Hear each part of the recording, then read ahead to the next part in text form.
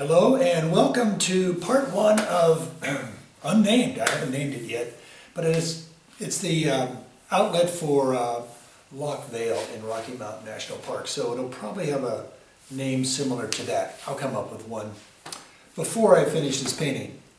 Today was block in, and as you can see, we covered this 11 by 18 with thin colors and figured out where these values are going to be. So we have a foundation. This is foundation day, and tomorrow we'll start working on paint, putting paint on top of paint, making things darker, lighter, richer, and getting the right color. All right, so get outside and paint. It's still summertime. Get out there and paint with your friends, get critiques, and don't be intimidated by getting in front of a white canvas. All right, so with that, let's get to today's painting. Thanks for coming by. Bye-bye. Hello and welcome to part one of a three-part series. This is an alpine series that I'm going through. My recent explorations in Rocky Mountain National Park. And yes, I'm George Call. And I don't have this named yet, but I'll come up with a name. And I just love this kind of soft, misty feeling that we have with these photographs. So that's going to be the challenge of what we're going to try to work on today and Tuesday and Wednesday. I do these on Monday, Tuesdays, and Wednesdays. I do a 30-minute session on each one. So I want to just refresh us a little bit on materials. And I want to go through here. In the upper left, we have ultra blue, we have a cobalt blue, and then we have alizarin, cad red, cad orange. Then we have Hansa yellow, deep Hansa yellow medium. Then we have like a lemon yellow here. This one is called bismuth yellow. These are, I have two Gamblin colors. This is a Holbein here. I have a yellow ochre. So I have a lot of yellows going on here. Well, because, you know, we're doing landscapes and we're making greens and gray greens and all kinds of things like that. I have a cad red, a transparent oxide red. I have a transparent oxide brown. I have a titanium white in the lower right. And over here, I just can't give up my good old student grade Viridian. I just love that stuff. Nothing beats it by Winton. And over here, I also have my gray. Of course, you can mix up all kinds of gray. I just happen to like this Rembrandt light gray number 717. Today is block in. We're going to cover this whole thing with thin washes, and I'll show you how to do that step by step. All right. I have my knife, which is a connoisseur number 6810-28, and looks like I'm starting with a rosemary long flat series 278. I'm using my odorless terp is Gamsol, which is actually a mineral spirit, and I really recommend that Gamsol. It dries quick. It's neat stuff. It's good cleaning stuff. My razor blade scraper. I think we're ready to go. So let's get rolling, huh? Let me get these out of the way in the appropriate place. What I want to try to do is at least get the value shapes in here today. So I want to try to get some idea of where these shapes are going to be. So I'm going to just get some rough ideas on where they should be on the canvas. So I'm going to mix a blue, brown,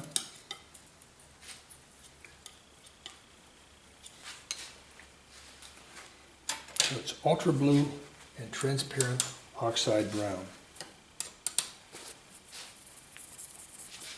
And I know there's like a big area coming in here like this with trees coming in here, coming all the way over. And then I love this big dark I have on the other side, that big anchoring dark on the right. And then over here, I have the darks coming, big dark area somewhere in here. And then we have some other big darks, trees coming up in various places.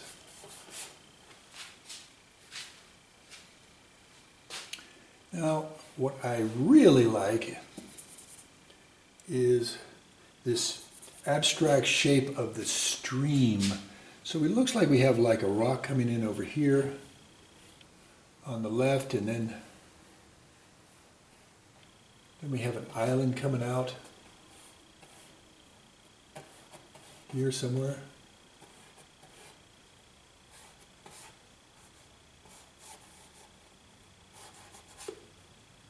So this is island with a tree on it.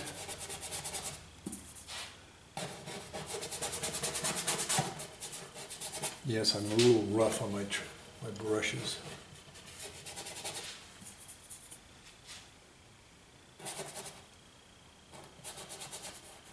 And another little tree in front of it.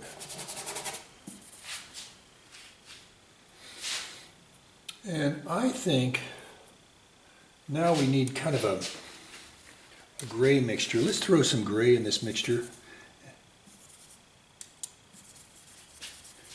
And I think what we have is like a big mountain coming down here, and then comes up over here, and then behind it, a background mountain with a great abstract shape in it of a snowfield. And that's about the extent of things for me on design. Let me just go into maybe something a little bit different. I'm going to throw some yellow ochre in this mixture. Just a little bit. And I'm going to get a few ideas of, sometimes I need to erase something I put down, and I just put a little bit of Gamsol in my rag and make that. So I'm going to have greens in here and here.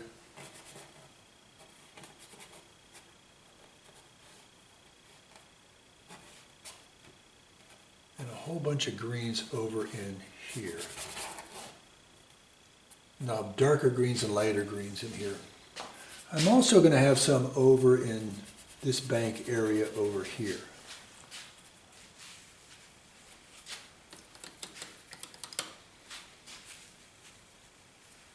I know there's a lot going on, but you got to simplify this. Otherwise, you're going to go nuts at this part of the painting trying to get every detail in. What you want to get in at this stage of the painting is foundation. Foundation value colors in the somewhat right neighborhood of where they should be. So I'm going to put my number 2 bristle away and go back to that original one I got here. I'm going back to my number 6 rosemary long flat. So I'm going to start with my dark design. So I'll go back to blue, and I'm going to get my brown, blue, brown. When I say brown, I mean transparent oxide brown. I believe that's a Holbein color. So I'm going to get a little bit of mineral spirits in my brush. I'll just refer to it as my Gamsol. And I need to get a few darks in here.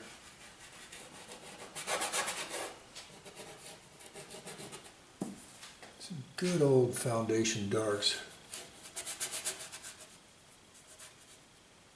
I think some of these even go off the canvas here.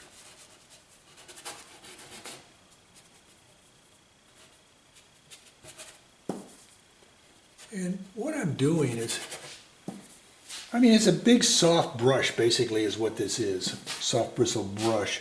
Holds a lot of material and is, you know, can put down a lot pretty quickly.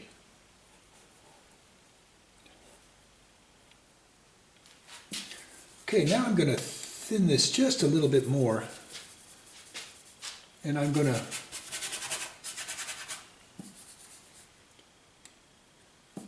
fill in this area right here. And you see when it's a little thinner, it's not quite as dark, but I'm losing some product, so I'm throwing some more product in it.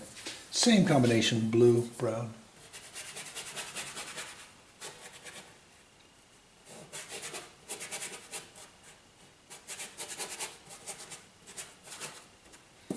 You see, well, you're losing your big dark trees. Well, at least I kind of have a foundation now. I know where they're going to be.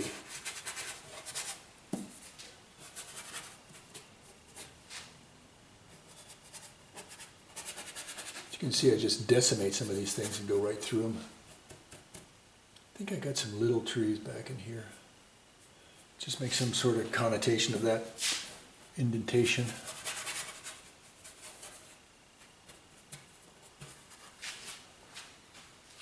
Alrighty, so now I'm going to go back to blue and brown.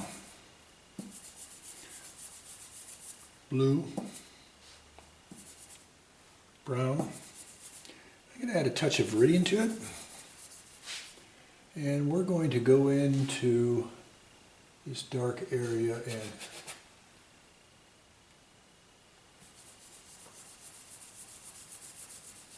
add a little bit of yellow ochre to it. And start filling in this stream area. Now I know you see, well, there's light reflection on there, and the light will do fine on top of this mixture. I have a lot of Gamsol in here, this thin mixture, and it'll dry quickly. And we can do lights on top of it. No problem. Okay, now I want to try to get up in here, and I'm going to, because I have a 11 by 18, I'm kind of stretching out this canvas. I want to try to maybe not make so much green over here. Oh, and I need my island to come out a little bit.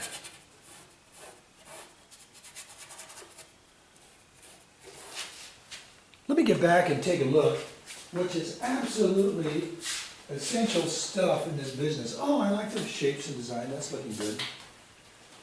I think I'm a little, I need to bring the trees down a little bit. There's not this much bank over here. And I think there's a dark that comes down in here. It's amazing what you can see when you get back. Just keep looking at your reference. Most of this painting stuff, I think the basis of drawing and the foundation of painting, they say is you know, darks and lights and abstract shapes, but it's really your ability to see and then to draw what you see pretty accurately, what you want to do to put down on the canvas. And I'm going to just dark this whole thing, but I'm going to lighten the area where I'm putting the greens.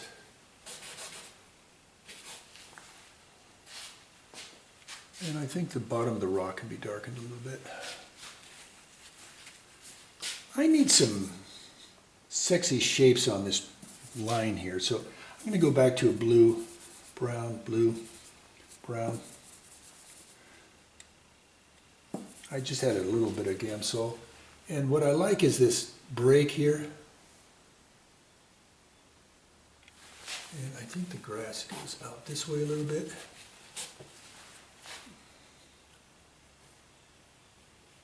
And then it kind of comes this way again.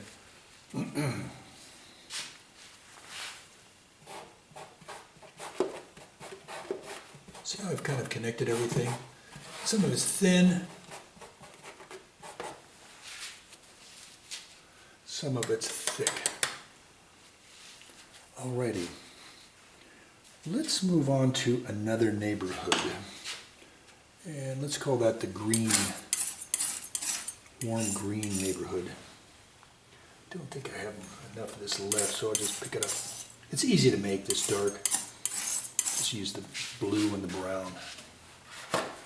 Easy, easy peasy. Okay, so we got half the painting covered. All right, so I'm going to clean this brush up a little bit and really dry it out on my brush. A lot of people don't use any mineral spirits, and I respect that. But one thing, if you watch me for any period of time, is I try to control my palette and have a big mixing area, particularly when I switch from, one major area to another. Okay, so let's make some blue, a little bit of blue and a lot of yellow ochre. Yellow ochre. Yellow ochre. Let's throw a little transparent oxide red in it. Transparent oxide red. Yellow ochre.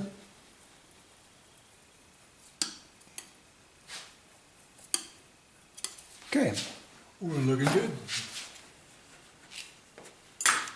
And I know you're saying that doesn't look anything like the green we have on there. Again, I want to try to get some warms in here.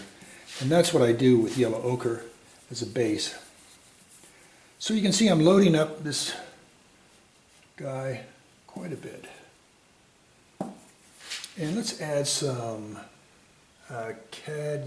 some of the medium here,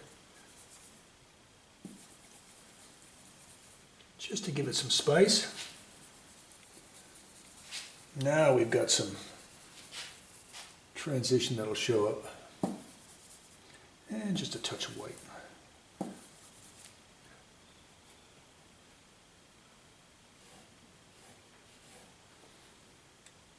Getting a little bit of medium in here so it'll give it a chance to dry.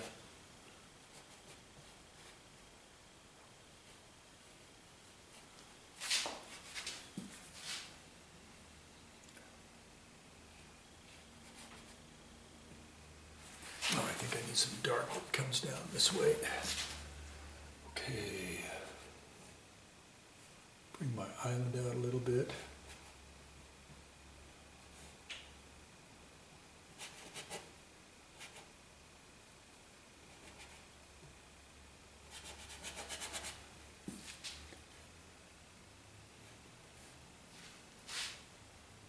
And I think I need to bring my yellow in this way a little bit.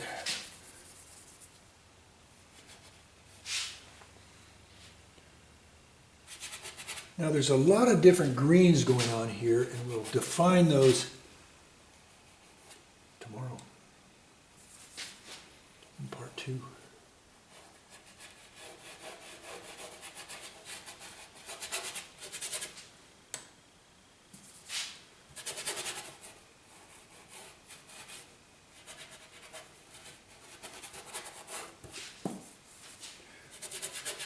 And I'm just trying to cover this guy as quickly and efficiently as possible.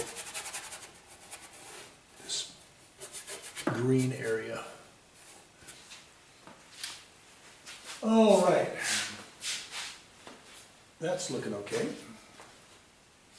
And I think this island actually comes forward. So I'm going to bring him forward. So this is water coming through here, so it's kind of narrow. This will all be pretty light in here. And this guy is, I think we have some green coming up over here. It looks like, I don't know if that's going to be absolutely necessary in all this. Well, I think I have some left over here I can save. Let's see if that's any good. Oh yeah, there's a scoop or two. And I'm going to move on up to the gray mountains.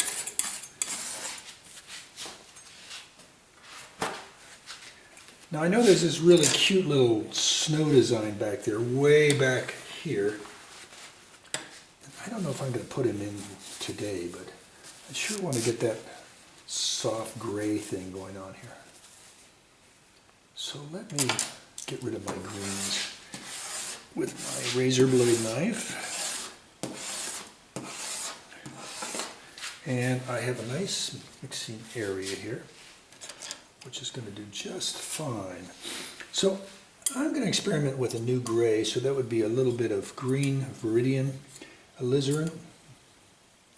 Too much red. Have to balance it out with viridian. And let's throw a lot of white in there. And I can see I've got too much red, so I'm going to go green, green, and now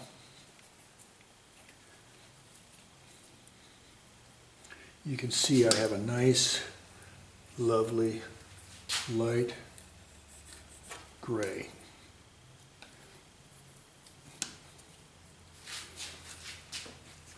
Now, you can say, well, why didn't you use your gray that you had in the tube? Well, I think that's good stuff. But you can see the difference in the grays. I like this fact that there's a little bit of green that you can see when you make these two mixtures here.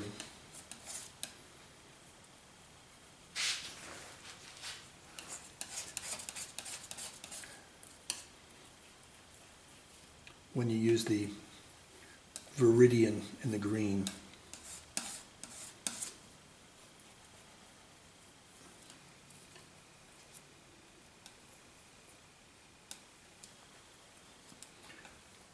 And you see, I spend a lot of time mixing. That's okay. How am I doing on time? Okay, we're good. So, let's get our great big, I'm going to change over to something a little wider, a little flatter. And I'm picking up a number 6 Rosemary Long Flat Series 279.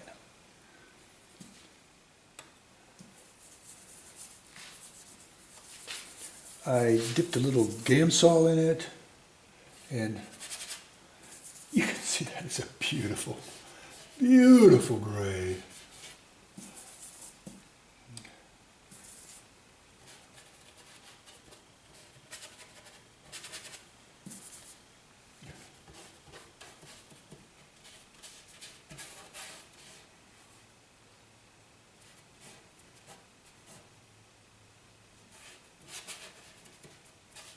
Oh, I decimated a poor tree there. And I think there's an angle change. This is more vertical, and this is more horizontal below. So I'm going to get a little bit more, I'm going to add more light to it. So I'm adding more white.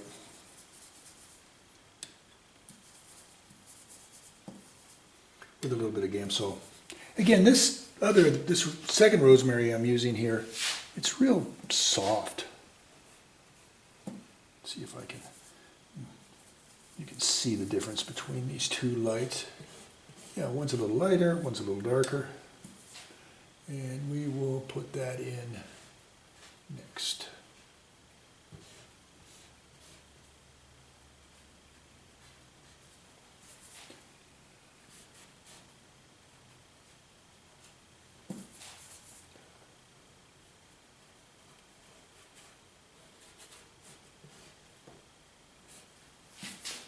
And I'm covering up these areas to get them done quickly and efficiently.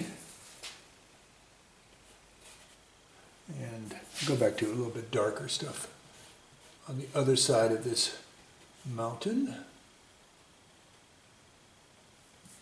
And fill in some of these gaps I have sitting around here. So you can see, I think, the subtle difference here, the dark and the light. Darker, lighter. Alrighty. So let's get back here where this fella is. And what I think I'm going to do is see if I can work with these colors I already have and add more ultra blue to it. and white. Oh, that's pretty. So pretty. Let's see if it's light enough to go back.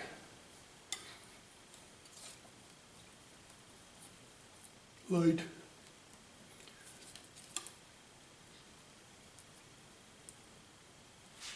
Very subtle light blue.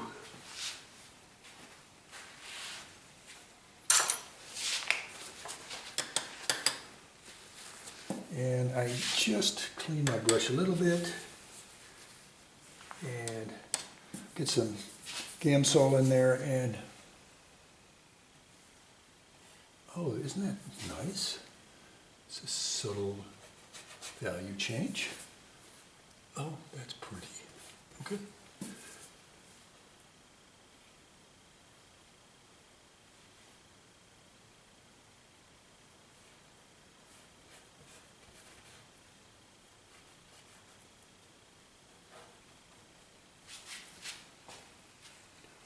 Oh, that is subtle. Hoo-wee. All right. And now we have to do the sky. So I think what might be appropriate for the sky is to see what we can do here.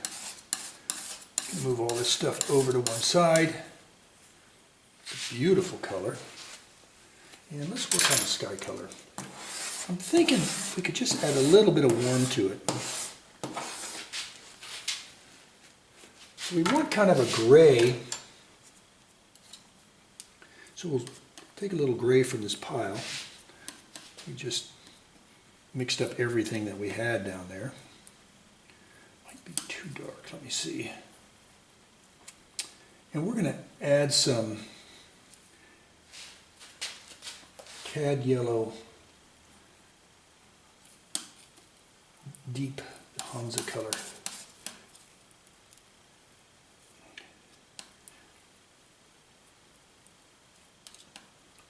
Just to get it some warm up there. Oh my God, that's pretty. You gotta love color to be in this business. Okay, so I've appropriately cleaned my brush.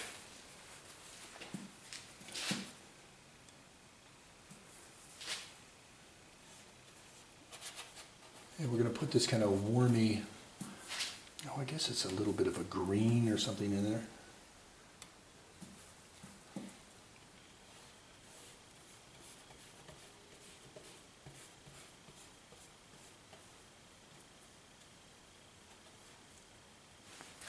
And we're going to kind of soften the top of this. See, I'm running the brush over the top and it softens the top. And we're going to go ahead and do some of that down below too. See, and that softens that edge. Now, as you can see, as we go back here, this edge gets softer between the mountain and the trees. I don't think we have to do it today, but sometime in the painting, what we're going to be doing is softening this line too, see? And we're even soften some of the top of the trees.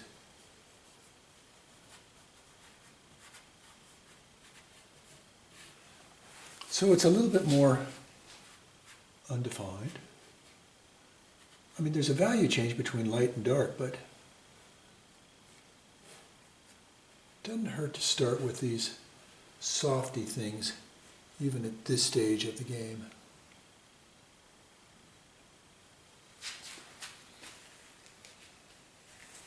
And if you have some light, let's see, we're going to start getting some light in here.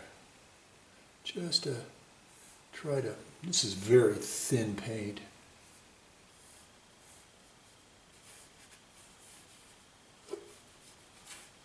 And I think there's some lights coming in here.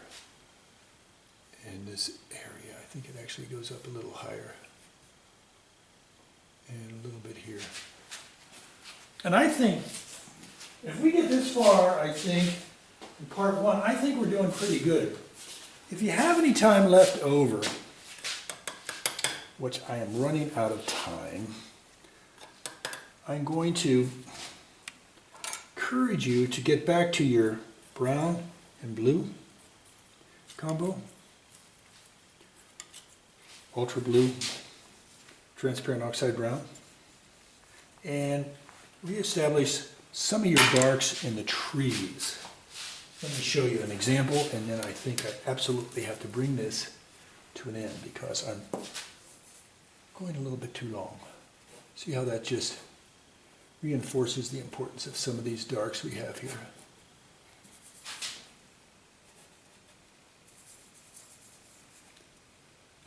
Bang!